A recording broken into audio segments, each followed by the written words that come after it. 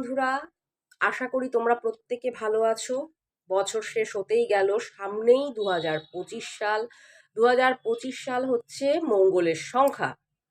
তো এই 2025 সালে কিন্তু হেলথ ইস্যু, বিভিন্ন টাইপের হেলথ ইস্যু আসবে।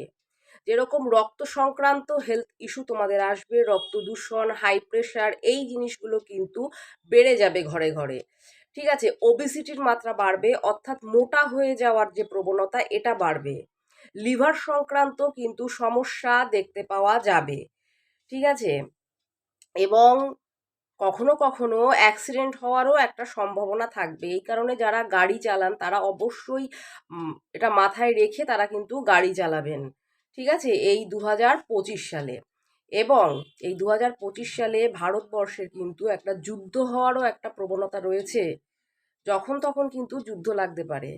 ঠিক আছে, এই জিনিসগুলো আপনারা একটু মাথায় রাখবেন।